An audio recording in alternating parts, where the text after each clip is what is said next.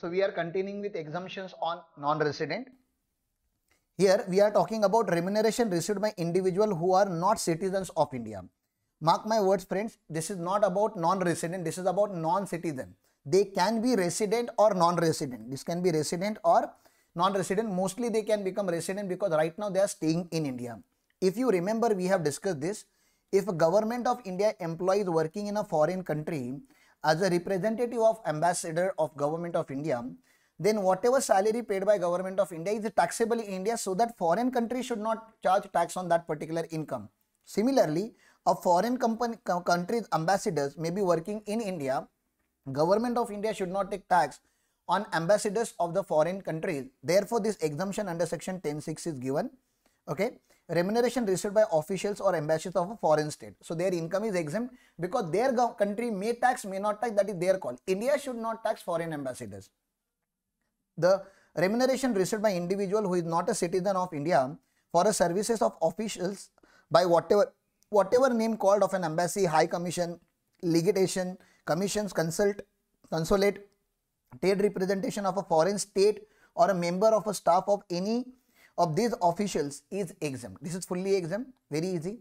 Condition: the remuneration received by our corresponding government officials resident in the foreign country should be exempt. So our ambassador should exempt in their country, their ambassador will be exempted in our country.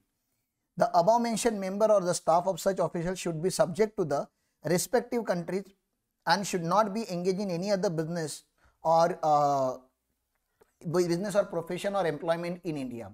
So in India, they should only be representative of a foreign government. They should not start any business or any other revenue source in India. Example: Mr. A citizen of India but a resident of USA since 2012, was appointed as a senior officer of US Embassy in India.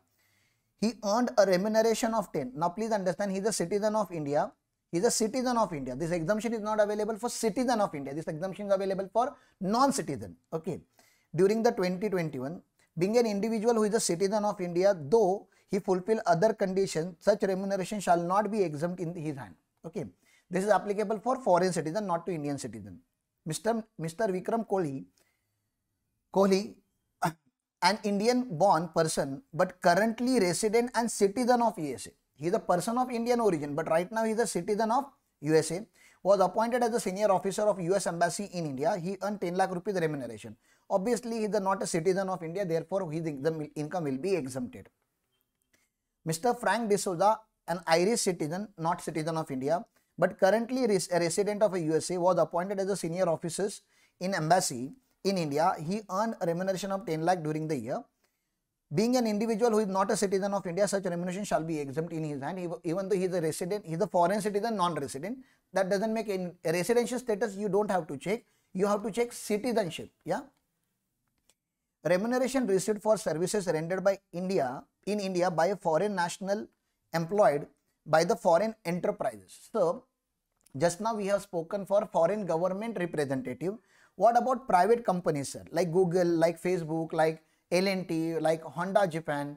What their employee also sometimes come to India, not for a business purpose. They have some kind of exploration work. Maybe they are exploring the possible opportunities. Maybe they are having some clientele meeting. They are not having any active business connection in India. Therefore, you should say the employer is not engaged in any business connection in India. No.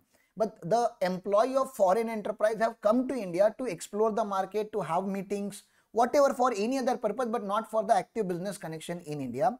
Sometimes they will stay in India for 1 month, 2 months, 3 months. During this period, their salary will be accrued in India because right now they are in India, isn't it?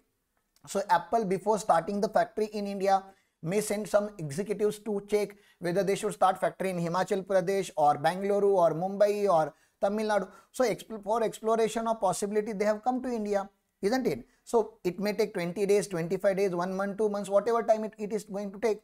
So we should not be taxing them. Yeah, legally we are having right to tax because salary is accrued in India, but section 10(6) is providing them some relaxation. One of the conditions is that they should not stay in India for more than 90 days. 90 days is a relaxation criteria, important from MCQs also. The remuneration received by a foreign national as an employee of the foreign enterprise for services rendered by him during his stay in India is exempt from tax. Usually it is taxable, but if you comply the condition, it will become exempt. Conditions: foreign enterprise is not engaged in any active business or trade in India. Employees stay in India, this is very important, in aggregate does not exceed 90 days during such previous year, and remuneration is not liable to be deducted tax on income by the employer chargeable under Income Tax Act 1961. So the employer is not assessable in India and he is not liable to deduct TDS on such remuneration, then only this kind of exemption will be given. The most important condition is this: in aggregate he should not stay in India for 90 days or more. Example: Mr. A, a citizen of India but a resident of USA since 2012, was appointed in India in October 2019 as an employee of US enterprise. Such US enterprise is not engaged in any business in India. A job require him to visit US office every 25 days for reporting purpose. During the year 2021, Mr. A earned a remuneration of 10 lakh for his India related assignment, and his stay in India aggregates to 85 days. So less than 90 days. Further, such US enterprise has not claimed any deduction of such remuneration under income tax law. So they have not claimed any deduction. Okay, there is no TDS also paid by them, no deduction. These expenses are not chargeable against, these expenses are not claimed against any income chargeable in India. Being individual who is a citizen of India, such remuneration shall not be exempt. Please understand, because exemption is not given to Indian citizen, it is given to the foreign citizen in his hand under section 10(6), though he may get exemption under any other provision of Income Tax Act subject to the fulfillment of the conditions. In the above case, let us consider Mr. A is a citizen of USA, not resident of USA. Now he become citizens of USA. All other facts remaining same, the remuneration shall be exempted. So again and again, what you are trying to learn: Indian citizen, no exemption; foreign citizen, yes exemption. Whether they are resident or non-resident doesn't make any much difference in this particular exemption of section 10(6). 10(6) is applicable for those person who are foreign citizens and not, they should not be Indian citizen. Let's take another variation. Mr. A is the citizen of USA, but remuneration paid to him is borne by the permanent establishment of such US enterprise in India. When India is having permanent establishment, and if there is a deduction claimed by that P, obviously when we are providing you deduction, we will make it taxable.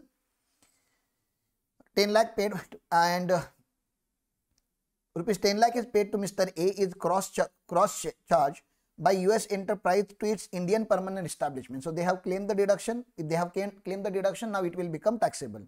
In this case, remuneration shall not be exempt from the taxation in the hands of Mr. A, as the same is getting deducted from the income of Indian permanent establishment of such foreign enterprise.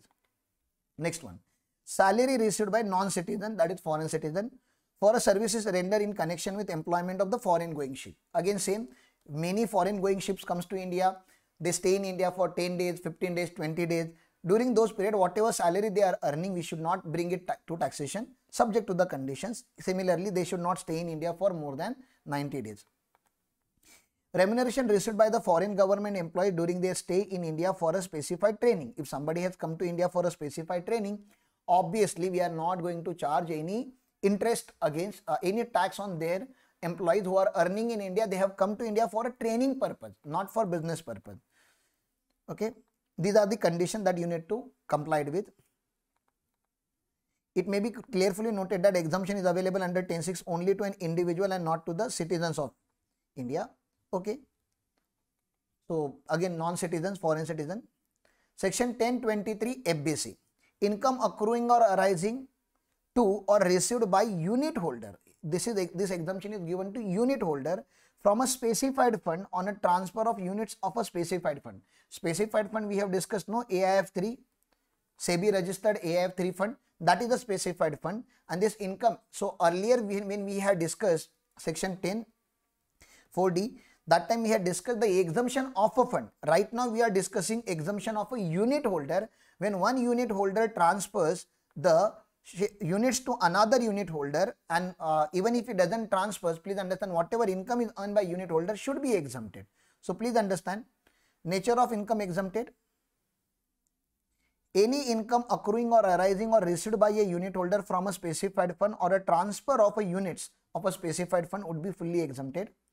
Meaning of specified fund: it can be fund incorporated in India to form a trust company, LLP or body incorporated, and it is registered with SEBI as a AIF 3 category fund, which is located in IFSC, and all the fund was invested by the non-resident, except it can be some of the shares or unit can be held by manager or sponsor, and obviously the investment was done in foreign currency.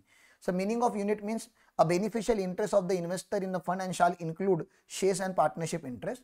So that's another meaning. So specified funds are also exempt who are having dealing with international financial service centers. So AIF 3 is exempt. Not only AIF 3, okay, its unit holders are also exempt from revenue income, also from the capital gain. So please remember.